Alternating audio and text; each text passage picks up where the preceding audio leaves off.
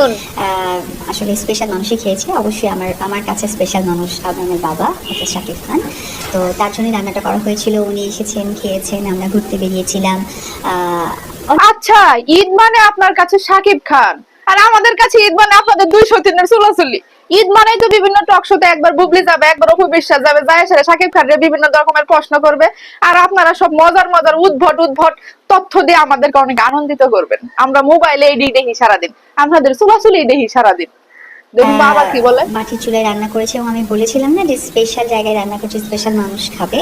ও মা গো, মাটির চুলায় স্পেশাল রান্না শাকিব খানের জন্য করেছে। ক্যাগা 2 বছর আগে না 3 বছর আগে না শুনলাম আপনাদের ডিভোর্স হয়ে গেছে, তারপরে আবার আপনারা স্পেশাল মানুষ থাকেন কিভাবে বুঝি না তো। আর শাকিব খান না বলে কদিন আগে উমরা হজ করে আসলো। এরা 7 দিন হিন্দু 7 দিন মুসলমান, এদের না আছে ধর্মের ঠিক, না আছে মনের মানুষের ঠিক, না আছে জামায়ের ঠিক। হ্যাঁ, এদের কোনো কিছুরই কোনো ঠিক নাই। এরা আসলে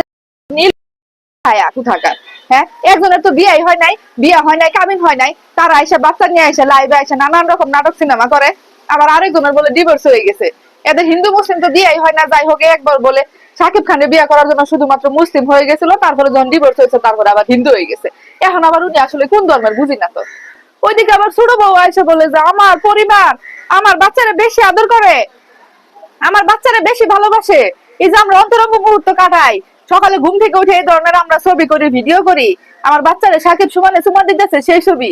এখন কোন এক সতীনের চুমার ছবি, চুমার ভিডিও প্রকাশ করো তো, তাহলে আমরা একটু সুন্দর মতো দেখে সেটা আরো বিনোদন নিতে পারতাম। বাংলাদেশ মানে বিনোদন। ধরেন 2 ঘন্টার জন্য যদি ঘুমাই, ঘুম থেকে উঠে দেখি 100 দিনে একটা পোস্ট করছে, তার পরবর্তীতে আরেকশো দিনে আরেকটা পোস্ট করছে, আরে ঘুমায়ও শান্তি নাই। চোখটা বন্ধ করার আগে ভাবি না জানি ঘুম থেকে উঠলে কোন বিনোদন মিস হয়ে যায়। দোষটা তো সাকিবেরই বেশি। এবারে কোনো কিছু ক্লিয়ার করে না কেন জানেন? সবকিছু ক্লিয়ার করলে মধু খাওয়া কমে যাবে না? সবকিছু ক্লিয়ার করলে সকালে একজনের বাসায় বিকেলে আরেকজনের বাসায় কেমনে যাবে? আমরা পাবলিকে হচ্ছে বুকা। আপনারা কেউ অপু ভক্ত কেউ বুবলি ভক্ত আসে সেটা দুনিয়া ঝগড়া করেন, দুনিয়ার এর তারে কথা শুনান, সে তারে কথা শোনায়। কে? সাকিব খান তো এগুলা কিছু ক্লিয়ার করে না। সাকিব খান তো ঝগড়া করে না কোনো সময়। সে তো সুন্দর করে টাইম মধ্যে মধ্যে 2 ভাইয়ের সমান অধিকার দিয়ে রাখছে। একজনের বাসায় বিকালে যায়, একজনের বাসায় সকালে যায়। ঈদে এক পোলারে সকালে বাসায় নিয়ে আসে, আরেক পোলার বাসায় যায় খাওয়া দাওয়া করে আসে। কত রকমের খাবার দাবার বউরা রেডি করে রাখে। এই যে দেখেন না, অপু আপু কি বললো, অপু দিদি, সরি দিদি বলবো না আপু বলবো, কনফিউজ। যাই হোক, দেখেন না কি বললো, স্পেশাল রান্না করেছে মাটির চুলায়, স্পেশাল মানুষ যায় খায় দেয় আসছে, স্পেশাল।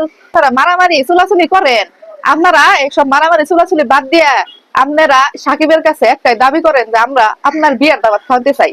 এখন এই দুইটারে তো আসলে বিয়ে শুদ্ধ হয় নাই, কারণ একটারে বিয়ে করছে ডিভোর্স দিছে, আরেকটার সাথে বিয়েই হয় না। তাহলে আসলে ধর্মমত আইন মতে এই দুইটাই আসলে কোনোটাই বউ না।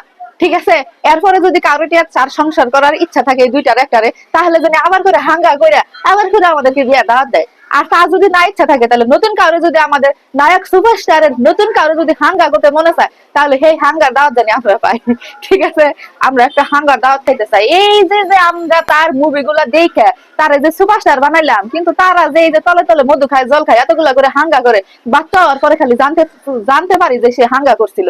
তাহলে নতুন করে একটা হাঙ্গা বিয়া করলে আমরা একটা দাওয়াত খাইতে চাই, এটাই আম করে দাবি, এটাই আম করে চাওয়া। তাই তাই না বলেন? আমরা চুরাচুরি বাদ দেশার একটাই দাবি তুলেন যে আমরা হাঙ্গার দাওয়াত খেতে চাই, আমরা সুপারস্টার হাঙ্গার দাওয়াত খেতে চাই, সুপারস্টার হাঙ্গার বিয়ার দাওয়াত খেতে চাই। ঠিক আছে, একটাই দাবি, আমারও একটাই দাবি। ঠিক আছে, আজকের মতো বাই বাই।